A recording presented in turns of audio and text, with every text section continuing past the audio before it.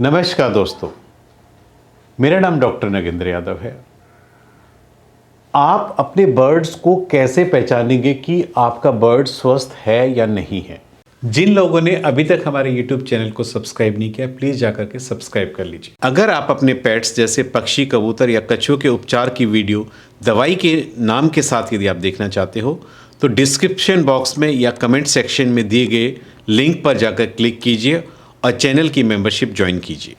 देखिए, मैं आज आपको कुछ ऐसे टिप्स बताऊंगा जिससे कि आप अपने बर्ड्स को अपने आप से एग्जामिन करके ही आप ये पता चला सकते हैं कि आपका बर्ड्स किसी बीमारी की चपेट में तो नहीं आ चुका है। उसका सबसे अच्छा तरीका ये है कि आपको अपने एक एक बर्ड्स का इंडिविजुअल रिकॉर्ड आपको अपने पास रखना चाहिए। एक डायरी या रजिस्टर मेंटेन करना चाहिए जिसमें आपके पास ये होना चाहिए कि आपने अपने बर्ड्स की लास्ट मेडिकेशन कब किया था, या इनकी वैक्सीनेशन आपने कब करवाया था, या इनकी डिवॉर्मिंग कब करी थी। क्योंकि ये जो रिकॉर्ड्स होते हैं ये आपके बर्ड्स के फिजिकल हेल्थ चेकअप का एक जो है इंडिकेशन होता है, जो कि आप उसका रिकॉर्ड देख करके ही आप बता सकते हो कि बर्ड्स आपका लास्ट कब बीमार हुआ था और आपने उसमें कौन सा एंटीबायोटिक यूज़ किया था।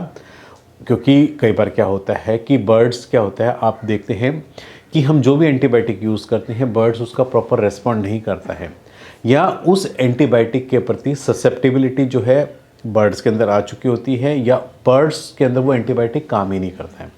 यदि हम अपने बर्ड्स का इस तरह का रिकॉर्ड एक मेंटेन करके रखते हैं कि बर्ड्स में कौन सा एंटीबायोटिक सबसे ज़्यादा इफेक्टिव है, कौन सा इसको सूट नहीं करता, या किसी चीज़ से आपके बर्ड्स को एलर्जी नहीं है, ये सब चीज़ों का रिकॉर्ड यदि आपके पास आपके रजिस्टर के अंदर है तो आप काफ़ी हद तक अपने बर्ड्स की केयर करने में आप अच्छे कह सकते हो सक्षम होंगे। आपको बर्ड्स के किस किस तरह के रिकॉर्ड्स मेंटेन करने चाहिए?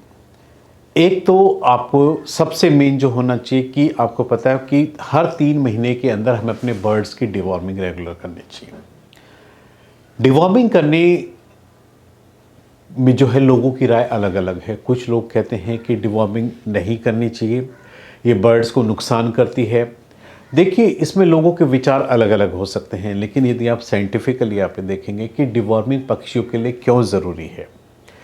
आपको पता है कि नेचर के अंदर कोई बर्ड्स की डिवॉर्मिंग नहीं करता है, लेकिन बर्ड्स इतने समझदार होते हैं कि बर्ड्स अपने आप नेचर के अंदर ऐसी चीज़ों को चुन करके खाते रहते हैं जिससे कि उनका पेट क्लीन होता रहता है। यानी उनके जो इंटरनल वॉर्म्स होते हैं, या आपने कई बार देखा होगा कि बर्ड्स, आपने देखा होगा कि कई बार पानी में नहाएगा और फिर मिट्टी में अपने आप को लपेटना शुरू कर देगा। आपने कभी सोचना शुरू किया है कि बर्ड्स ऐसा क्यों करता है?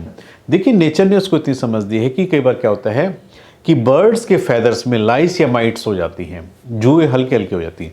तो बर्ड्स पहले पानी में नहाएगा और फिर जाकर के अपने आप को मिट्टी में उसको रगड़ने की कोशिश करेगा और उनको निकालने की कोशिश करेगा। तो ये चीज़ें जब नेचर ने उनको खुद से दी गई है तो हम क्यों ना इतने समझदार बने कि जो हमारे घर के अंदर बर्ड्स हमने पाले हुए हैं, हम उनकी अपने आप से रूटीनली एक ऐसा रूटीन सेटअप बनाए कि हर 3 महीने पे, क्योंकि वो हमारे अधीन है, वो अपने आप से कुछ नहीं कर सकते, वो टोटली हम पर डिपेंड है। इसलिए हम उनको घर के अंदर वो चीज़ें प्रोवाइड करें ताकि आपके बर्ड्स के अंदर वॉर्म्स का एक्स्ट्रा लोड हो रहा है, उसकी बॉडी के ऊपर हो रहा है, जो कहीं ना कहीं उसके स्वास्थ्य को प्रभावित कर रहा है। तो ऐसे में यदि हम 3 महीने के अंदर हम खुद से ही अपने अपने बर्ड्स की डिवॉर्मिंग पेट के कीड़ों की दवाई देते रहेंगे तो ऑटोमेटिक आपका बर्ड्स हेल्दी रहेगा। हेल्दी का मतलब है वॉर्म्स का लोड कम है, स्किन हेल्दी है, उसको जो पंखों में जो कलर हैं वो बिल्कुल नेचुरल रहेंगे, फीके कलर नहीं पड़ेंगे, पंखों में ऐसे चमक रहेगी, बर्ड्स का डाइजेशन पूरा प्रॉपर रहेगा। यानी बर्ड्स में आप ये मान के चलिए जितना खाता है शरीर में वो लगेगा। बर्ड्स फिजिकली फिट रहेगा, एकदम मसल्स रहेगा, मतलब आप कह सकते हो स्लिम एंड ट्रिम रहेगा, ना एक्स्ट्रा फैटी होगा ना ज़्यादा कमज़ोर होगा। तो ये सब जो चीज़ें हैं हेल्दी रखने के लिए, डिवॉर्मिंग ही ऐसी चीज़ है जो कि आपके बर्ड्स में यदि आप रेगुलर करेंगे, पीने के पानी में लिक्विड फॉर्म में दीजिए और कोशिश कीजिए कि जब भी आप करें अपने सभी बर्ड्स की एक साथ करें, ताकि जो नेक्स्ट आपका जो रूटीन आएगा उस डेट पे एक साथ फिर से आप करते रहें।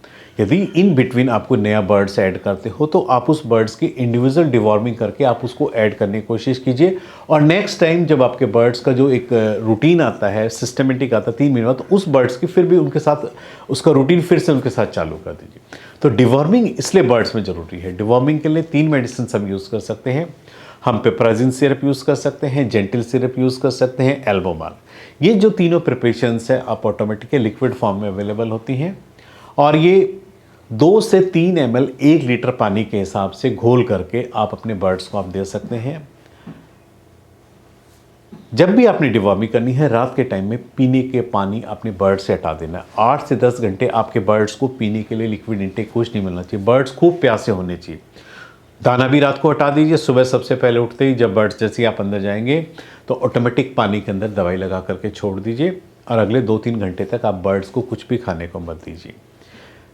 डिवॉर्मिंग जब भी करें लगातार 3 दिनों तक करें। ये इसका आप कह सकते हो कि कोर्स है कि 3 दिन के अंदर ऑटोमेटिक वर्म्स की क्लीनिंग अच्छे से हो जाती है और इस 3 दिन के दौरान ना तो बर्ड्स को कोई कैल्शियम प्रिपरेशन दे, ना कोई मल्टीपल विटामिन दे, ना कोई ऐसा बर्ड्स को फ्रूट्स या सलाद से जिसमें वाटर कंटेंट ज़्यादा हो। उस दौरान केवल बर्ड्स को सीड्स दीजिए, सीड्स के अलावा कुछ मत दीजिए।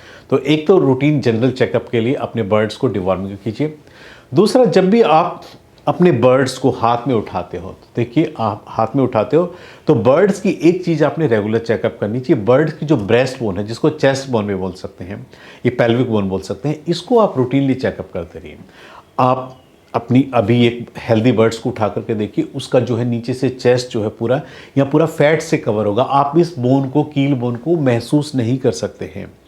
यदि आप एक रूटीनली ऐसी प्रैक्टिस बना लेंगे कि रेंडमली आप अपने बर्ड्स को उठा करके चेकअप करते रहिए कि इस बोन्स में यहाँ का कोई फैट घटना तो शुरू नहीं हुआ, क्योंकि ये एक स्लो प्रोसेस होता है जिसको हम कह सकते हैं कि आपका बर्ड्स की सूखे में जब आना शुरू होता है। यदि आप एक रूटीनली ये चेकअप करते रहेंगे, उसका रोज एक तो हाथ में उठाने से क्या है, आपको उसके वेट का आइडिया रहेगा कि बर्ड्स का वेट तो कम होना नहीं शुरू हुआ, वजन कम होना शुरू हुआ, इट मीन्स कहीं ना कहीं कोई दिक्कत स्टार्ट हो गई बर्ड्स में। आपको इमीडिएटली प्रिकॉशनरी आपको दवाइयाँ देने की ज़रूरत है, डिवॉर्मिंग की ज़रूरत है, या आपकी उसकी डाइट में कुछ बदलाव करने की ज़रूरत है। तो जब आप उसके रेगुलर बोन चेक करेंगे, जैसे ही आप देखेंगे कि चर्बी घटनी शुरू हो गई है, वो एक खतरनाक, एक अलार्मिक इंडिकेशन है कि आपका बर्ड सूखे की चपेट में आना शुरू है। और सूखे की चपेट में आने का मतलब ये है कि एक एक करके सारे बर्ड्स में वो इन्फेक्शन ट्रांसमिट हो चुका है। हम जिसको कह सकते हैं कि वो धीरे धीरे एक बर्ड्स का वजन कम हुआ, एक से दूसरे में सारे बर्ड्स आपके बीमार होने शुरू हो जाएंगे, सूखे में आए।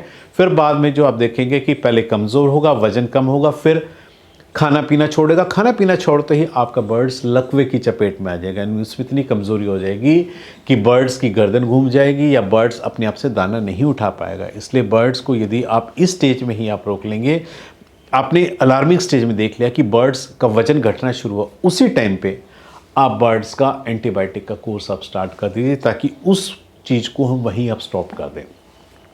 जैसे ही आपको लगता है कि वजन कम हुआ है या उसकी हड्डी आपको महसूस होना शुरू हुई है, वहाँ से चर्बी कम होना शुरू हुई है, बर्ड्स का इमीडिएटली पीने के पानी में टेट्रासाइक्लिन पानी आप शुरू कर दीजिए। सभी बर्ड्स को एक साथ दीजिए।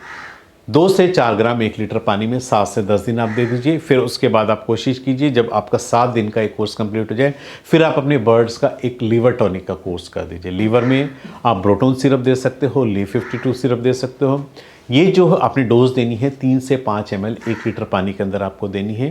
तो एंटीबायोटिक और लीवर का कोर्स करने के बाद ये आपने ब्रोटन जो लीवर टॉनिक है 7 दिन देना है। 7 दिन के बाद आपने करना क्या है कि आपने मल्टीपल विटामिन्स देना है ताकि बर्ड्स के अंदर किसी विटामिन्स की कोई डेफिशिएंसी ना हो। उसके लिए वेमरॉल सिरप आप अपने बर्ड्स को दीजिए।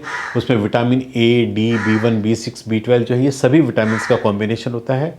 2 से 3 ml 1 लीटर पानी के हिसाब से आप अपने बर्ड्स को घोल करके दीजिए ताकि आपके बर्ड्स में यदि कोई डेफिशिएंसी चल रही है, इसको देने से जो बर्ड्स में जो कमजोरी आनी स्टार्ट हुई थी तो ऑटोमेटिक वो बर्ड्स उससे रिकवर कर सकें।